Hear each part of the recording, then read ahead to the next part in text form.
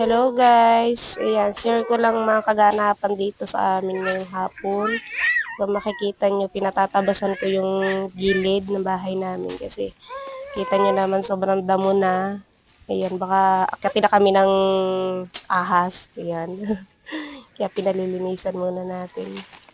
Yan po ay dati kong may tanim na rose. Kaya medyo mahirap tabasan kasi matinik.